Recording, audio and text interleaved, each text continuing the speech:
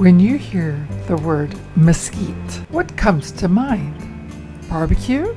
Not me. I think breakfast. Mesquite is a tree that produces naturally sweet bean pods that can be milled into flour, and today we're turning them into delicious mesquite crepes and prickly pear syrup. Hi, I'm Peggy Sue with the Desert Kitchen, and we're in the kitchen at Arizona's Family News Channel 3 with TV reporter Alaina Kwan for her new show Desert Table, featuring the incredible edible mesquite bean pods. Well, out here in the kitchen, we have such a fun segment in store for Desert Table. This is our first ever kitchen segment, cooking segment at that, for what we're choosing to teach you about today. And this is connecting to the Sonoran Desert and its ingredients. We got Peggy Sue and Michael here from the Desert Kitchen. They're one of many Valley creators that connect with the Sonoran Desert's ingredients. We just did a whole piece about how mesquite flour is in plain sight. People walk through like mesquite pods all the time and don't realize it can create such an amazing ingredient. And so, Peggy Sue, tell me a little bit more about Desert Kitchen and how learning things like this is your passion and why you want to connect people to cooking with desert ingredients more. Yes, well, when I moved here 40 years ago, I didn't see any food. Like, how did people survive before modern day grocery stores? It's a great question. So I had a mission to see if there was anything edible in the desert, and I started discovering the edible trees and weeds and cactus. And I would show people in everyday life, oh, look, you can eat this or that. Don't rip out your weeds. You can eat those. It's sustainable, and it's all in our yards, which is the crazy thing. So we wanted to highlight some of the delicious plates that you can make with this. I know you guys were telling me you've been really excited to show off this mesquite flour crepe. Why is mesquite flour the perfect ingredient for a crepe? Well, the flavor is what it's about for me. I'm a kind of a foodie guy, and that flavor is like no other on earth. And if you add to that the fact that we're talking about a high protein, high soluble fiber food, you know, it becomes something that's just a great combination. Right. So good nutrition and good flavor. And so in our Desert Table feature we just showed, we milled the flour. So we got the flour here already. Walk us through what people can do to create this crepe at home. So what we're going to do, when you cook with mesquite flour, it's gluten-free. So typically what we'll do is mix it with the wheat flour to give us the gluten. Now we can go gluten-free. That's a different direction. So, but normally we're going to mix them together. And the good news is any recipe you have for baking anything, you simply make half or less of it as mesquite flour and you're good to go. You don't have to do anything or think of anything. Just mix it in. Give you some flavor.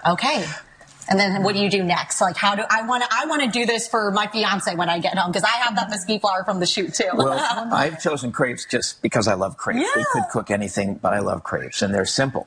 And so what we're going to do, we're going to make the batter. Now I've already made a batch of batter, but we're going to make some right now. And the ingredients are so simple. Another reason I'm going with crepes is the flour, it's the eggs. There's a little salt tossed in here, and some milk and some butter, which we could melt, and that's it. We just pop them into our little blender here, and we're going to make some batter just like that. Could you show us the mixture that you've already made? Like, this is what the consistency looks like. And crepe batter is very thin. It's not like pancake batter. It's quite a bit thinner. Because that's the point. We want a thinner result. And so we pour it in.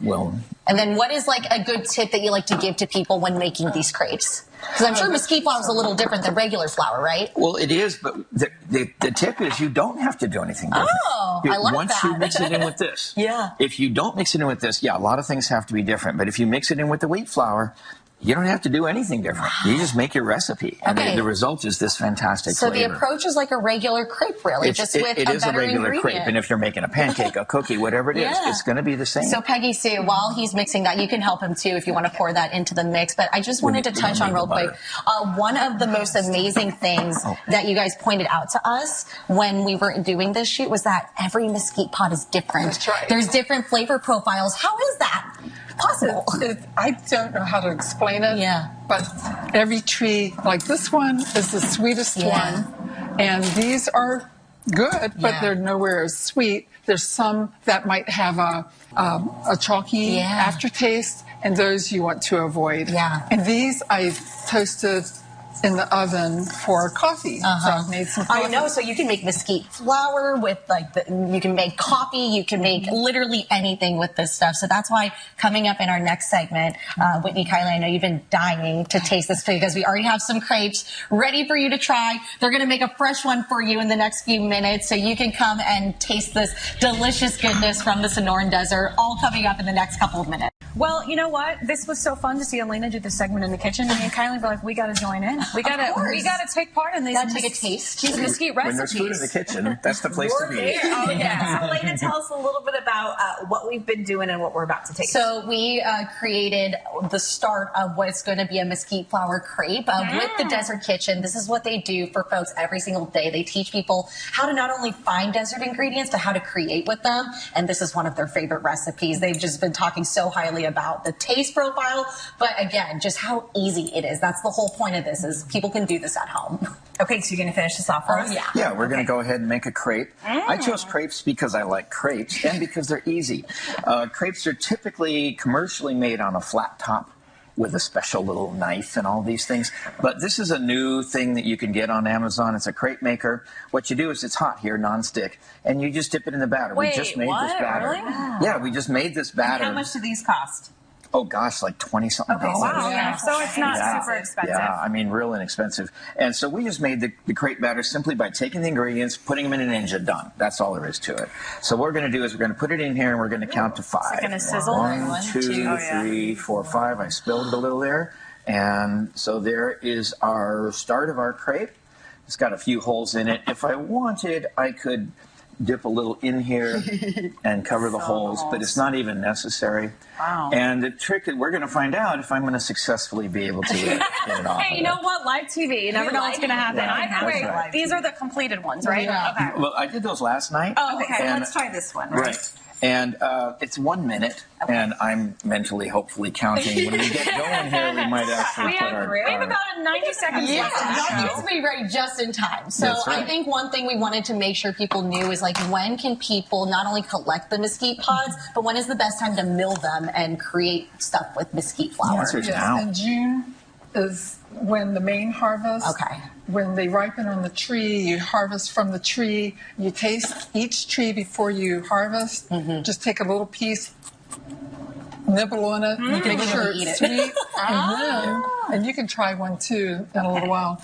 And as long as it doesn't, Break it and just get a little taste. You're as not long as it gonna doesn't really eat have it. You're going to chew on it and taste it. a bad aftertaste, if it doesn't have a chalkiness Isn't that kind of crazy? on your tongue, then it's That's good. unexpected, isn't it? It is. What does it taste like? It's actually... Can I have one? Yeah, go for Maybe it. not one of the Snap ones. it and just chew. Just get a little We flavor. got about 30 seconds. Let's see if Michael can do this. And over here, these are dark because I roasted them in the oven and made coffee. Uh-oh. Well, By that's the okay. way, the Everyone first in one the... is always the more difficult one. Just going to say. We're all home chefs here. We It's have fine. 15 That was an interesting. That's an interesting Yeah, taste. this one is not going to come off right. So Try it. let's cook that side a little bit. Okay, here we go. We're still eating it. You can find all the info at azfamily.com, guys.